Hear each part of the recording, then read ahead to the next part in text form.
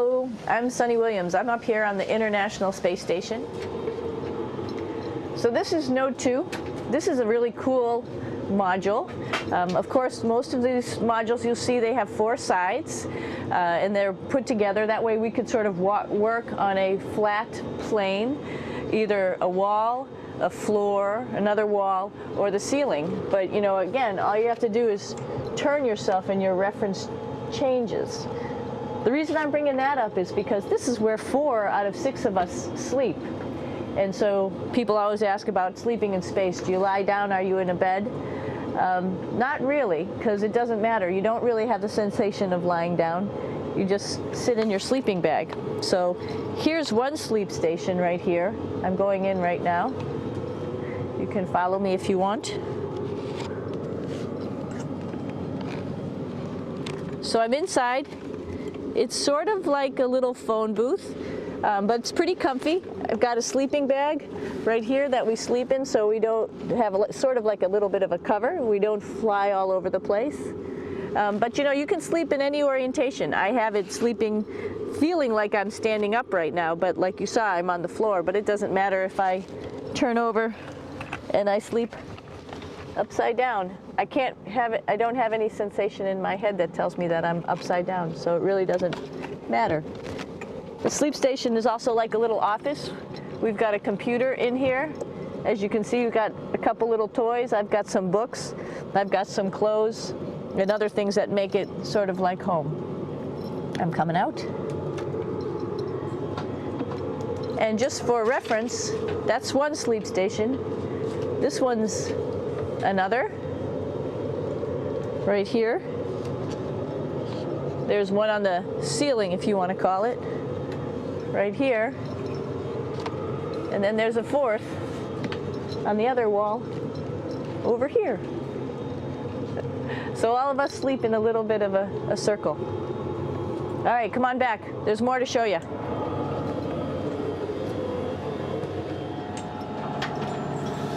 I know that there's some questions about how to use the bathroom and how do you actually live in space like normal, like at home. I mentioned real quickly about getting up in the morning and brushing your teeth and washing your face. Well, how do you do that? Well, here is the bathroom essentially. You get up in the morning and we have a little kit and it has all the essential things that you need, like your toothbrush and toothpaste and brush. See how much better the brush makes my hair look? I'm just joking. It still stands up straight. It doesn't matter where you are. It's always going to stand up straight while you're up in space. A lot of people ask about toothbrush and toothpaste.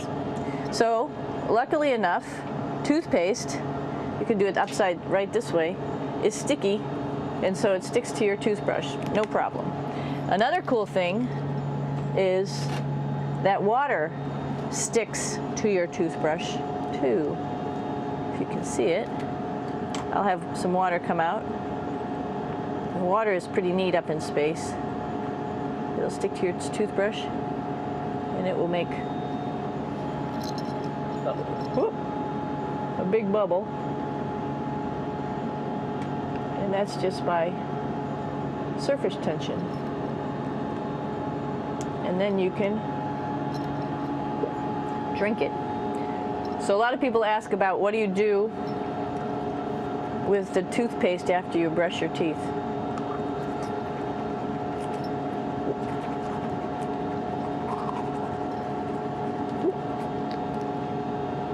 Two options. Swallow it, and it's sort of like mouthwash, but it tastes a little gross. Or you can just spit it out in a paper towel, and then you don't have to worry about it. Swallowing thing I wouldn't recommend at home. I'm only up here for 4 months, so it's not that bad. One of the most pressing questions about living in space, of course, is the bathroom. So let's take a look at that little piece of work. Come on in.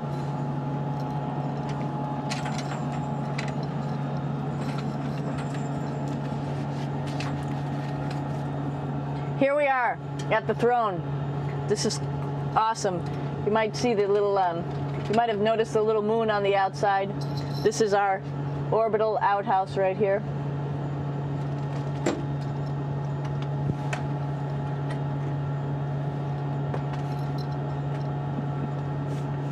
And of course, it serves for two functions. Number two, right here. I'll show you. But you see it's pretty small, so you have to have pretty good aim, and you be ready to make sure things get let go the right direction. And it smells a little bit, so I'm closing it up. And that's of course for number two. And this guy right here is for number one. So they're sort of two slightly separate functions, but you can do a little, essentially both, by hanging on right here and doing number one and number two. I might add it's color coded so you really don't get it mixed up, which is nice. This is yellows for number one.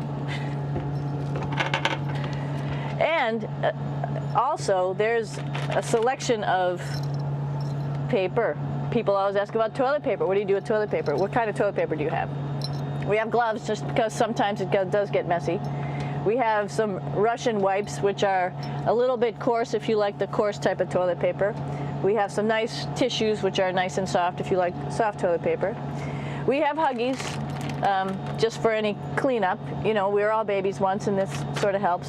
And then if things get really out of control, we have disinfectant wipes, just to make sure we clean up here. Because, you know, just like the water I showed you, the number one stuff can sort of go all over the place if you don't aim correctly.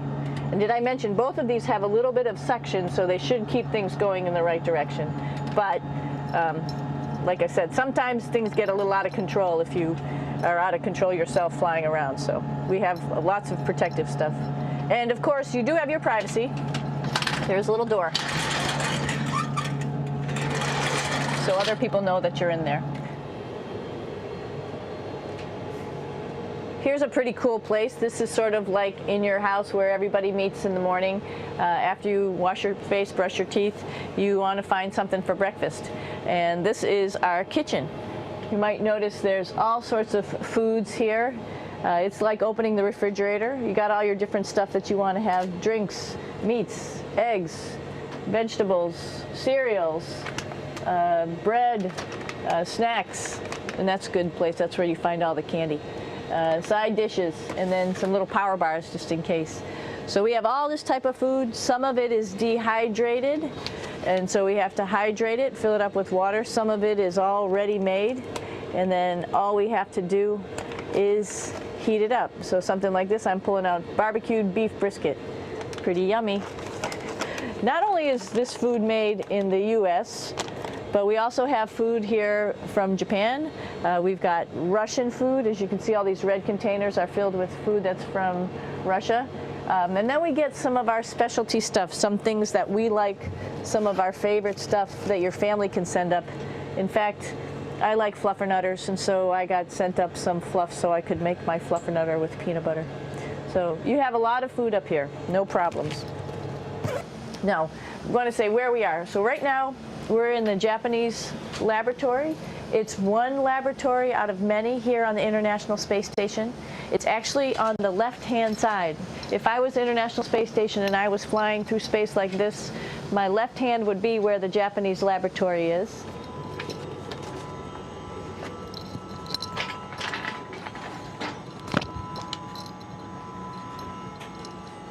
So now again, we're on the right-hand side, all the way on the right of the International Space Station.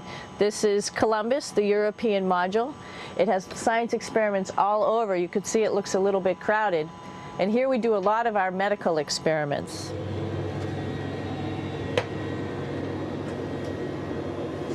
Here we are in the U.S. laboratory.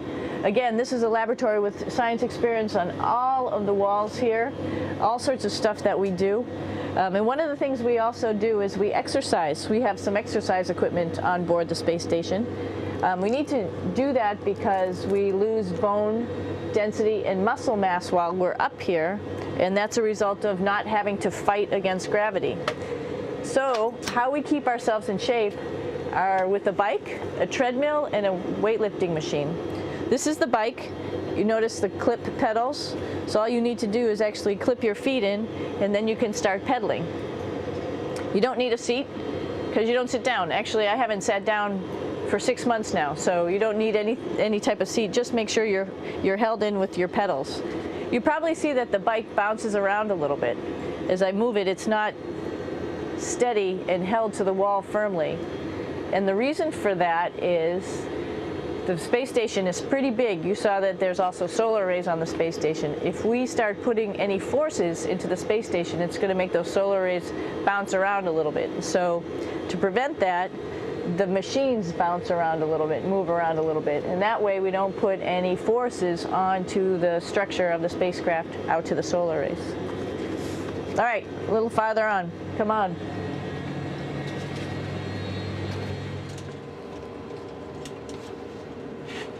I'm here with my 2 buddies in the airlock. Actually, these are 2 spacesuits that are ready, primed up to go outside, as we call it, to go do a spacewalk in case we have to do anything outside. Some of the things we do outside are just like inside, repairs. We have a lot of electrical boxes and machinery and solar arrays, in fact, that I talked about earlier, that are outside, and sometimes they don't work quite right. Remember, space is really cold and really hot, and it's also the vacuum of space with no pressure, and so some of the equipment doesn't work well all the time. So we might have to go out and do a spacewalk. Right behind me is actually the hatch that you go out into space, and right now we have it filled up with a couple other spacesuits because we've got 4 of them up here and some of our tools. But right behind here is the hatch in which you actually go right outside into the vacuum of space. The spacesuit is pretty big, as you can see. It's like being a football player. Part of the reason it's so big and bulky is because of this backside, this backpack. It's like going on a hike with a backpack, but the backpack and the suit weighs about 300 pounds. Luckily in space, nothing really weighs anything, so you don't feel that it's so heavy. But we need to have such a big suit because that guy back there is essentially the heart of the spacecraft. I call this actually a spacecraft. It has all the oxygen for you. It has all the carbon dioxide removal system for you. It also has a heating and cooling system to make sure to regulate our body temperatures while we're outside. It also has a computer, so it tells you on a display here if there's anything that's going wrong with the suit, if we're running out of oxygen, if we have too much carbon dioxide, or any type of electrical problem. So it's a pretty awesome little spacecraft, and actually got to go out, use my little spacecraft a couple times, and it worked like a charm. Lucky that it works very nice. You might want to see what the helmet looks like. It's pretty cool too. We don't usually go out like this, so you usually can see when the helmet's open. So you can see what it looks like inside. Somebody's little head would be inside of here. So you can see, you can turn your head all the way around while you're inside of there, but the helmet stays still. So that's determines how far you could see. And it's usually pretty sunny out there, so we have to wear our sunglasses, and this is our sunglasses right here, which make you look pretty cool.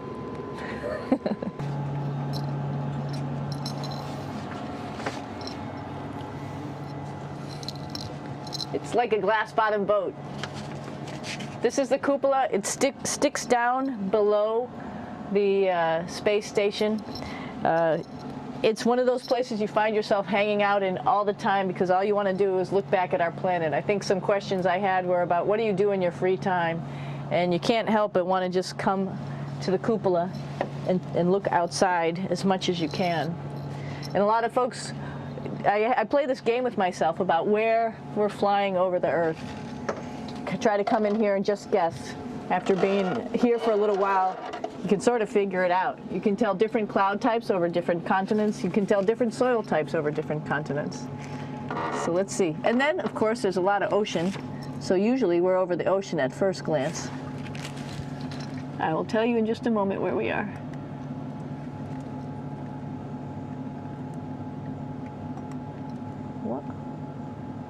There we go. So right now we are right over Africa. It's a little bit cloudy, as you can tell, but we're right over the continent of Africa. Hey, what's that? I think that's a Soyuz spacecraft. That's the spacecraft that's taken us home to planet Earth today.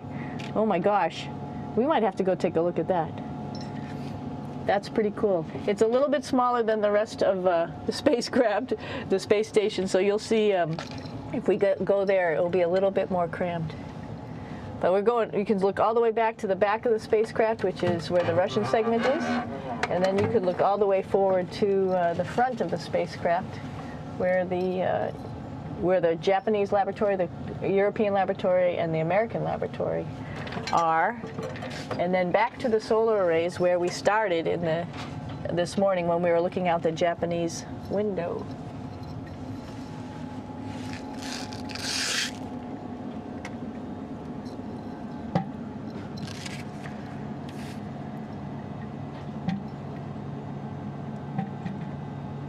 So other questions that were here are, what would you recommend as a job, and to what type of person would want to be an astronaut?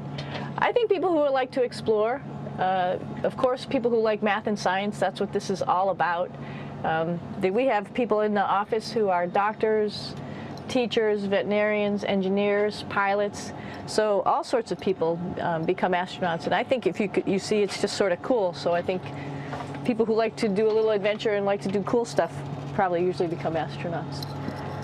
Hey, one thing I didn't show you, or I talked about but I didn't show you, was the exercise, another piece of exercise device, which is the advanced resistive exercise, and that's what this is right here. This is ARED, and you could probably see this bar. Let me just do a little bit of maneuvering here. Stand by. You have to set it up just like at any other gym.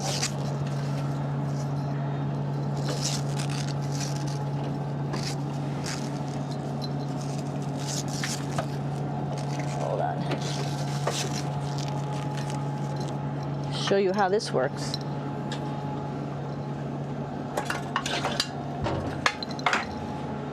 So you can see you can change your attitude just by going from one module to the next, going up from the cupola down here. This is what we call the ARED, and with this you can lift weights based on vacuum in these cylinders, just like you do at home at a gym. For example, if I wanted to do a squat, I could do it like this. Oops. I should need some weight on this thing. I'm not lifting with anything, so it's too easy. One of the cool things you could do things that you can't do at home. For example, single leg squats with just one leg, because the other leg, you won't fall over. So all sorts of stuff. You can also do bench press. We have a bench that we could add on here, so you can work on your beach muscles.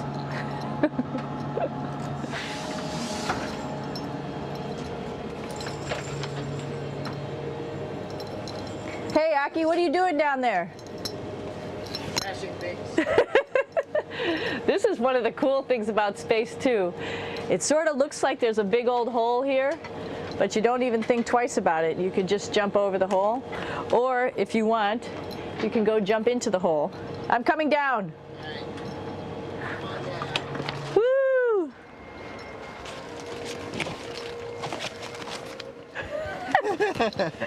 Then you can come right back up again, like Superman. Woo!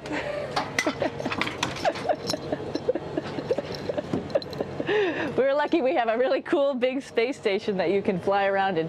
That's actually called the PMM. You might have saw it out the window. It's a big silver canister. What's really great about that is it's essentially our closet in our pantry, or whatever you want to call it. We have extra food down there, we have extra clothes, we actually throw the trash out down there. So it's nice and organized, and we have all of our stuff that we need while we're working in all these other modules all stowed in this location down here. And it's a lot of fun to play in. So we're going into the Russian segment. Be ready. You don't need a passport either.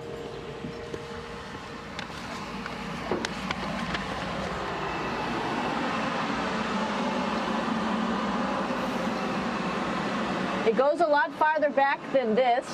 We'll go take a trip and say hello to the boys down there in just a minute. Well, let's do that first, actually, and then we'll go down to the Soyuz at the very end. This is Yevgeny. Hi. Doing a little tour.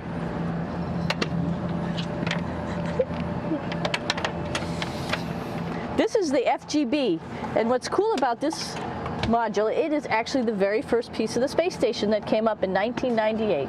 The space station has been around for about now manned for 12 years, but it's been up in space for about 14 years. And this was the very first. It is like the Russians' PMM. It has a lot of storage, as you can see.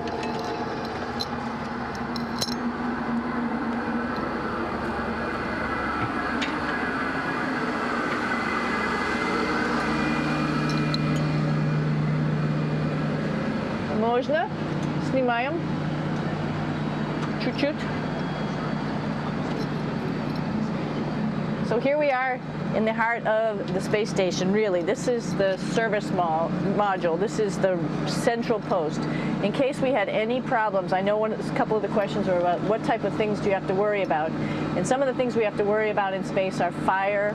If we had a fire, if we had a depressurization, like we were hit by a micrometeorite and it made a hole, or if we had some type of toxic atmosphere. We use ammonia for our radiator, so there is a possibility that ammonia could come into the vehicle, and then it would be bad for all of us. If we have any of those problems, we come right here, which we call the central post. It is the main heart of the space station. It was also the first computers that came up here that ran the space station, and so behind this wall right here are these main computers. So we gather here as a group of 3 or 6 and then figure out how we're going to either fight the fire, patch the hole, or solve the toxic spill. And what's cool about this module, of course, it's the central post. It also has great windows right down toward Earth.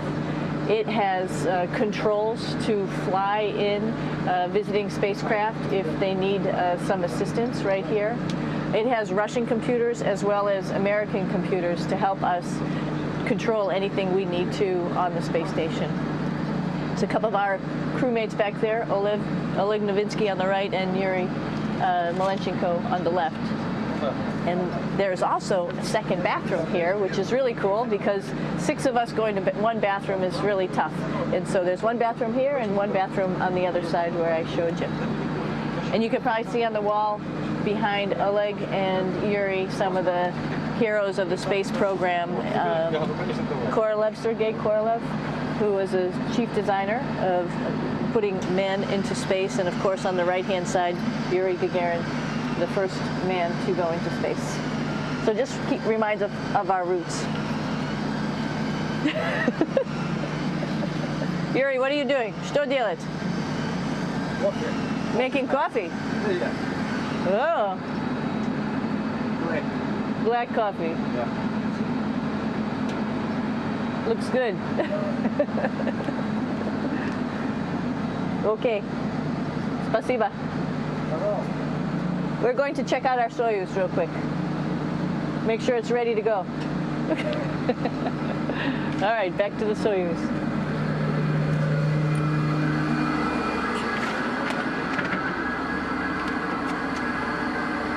I'm going to stop here just for a quick second.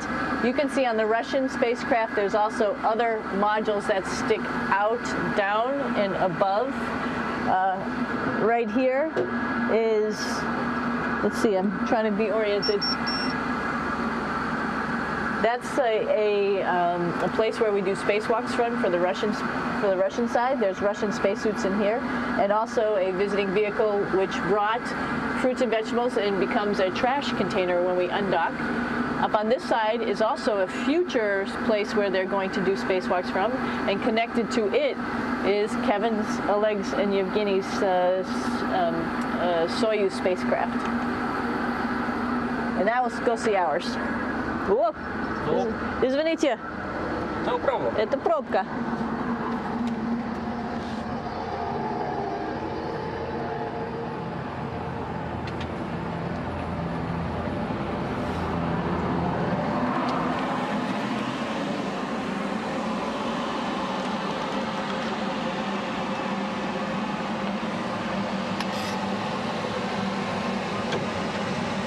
Coming down.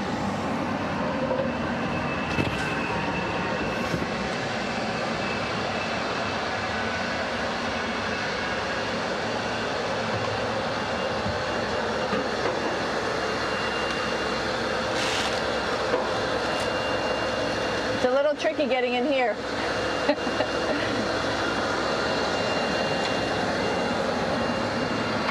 This is the docking probe right here, this big thing. This helps us connect to the spacecraft. This probe actually sticks into this cone, and that's how the spacecraft, our Soyuz, becomes connected to the ISS initially. That is then replaced by clamps, which are around here, that will allow the two spacecraft to be stuck together. And then you can remove the probe and the cone.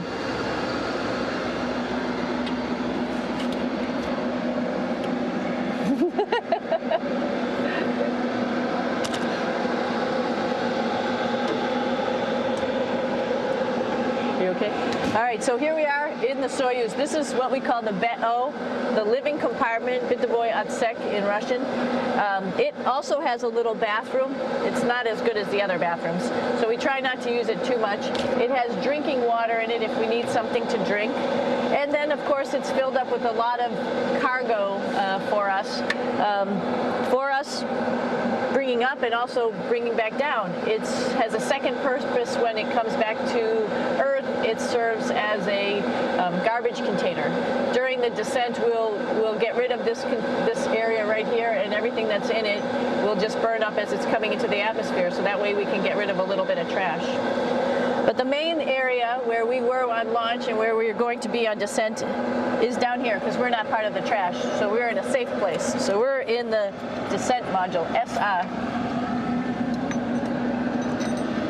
It's a little small, but you can get in.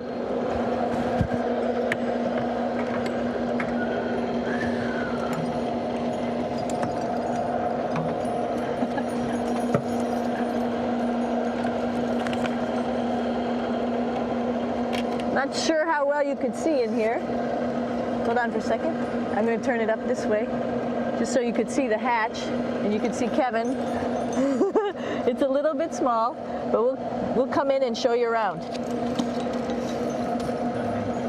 You coming in? Probably not. Okay.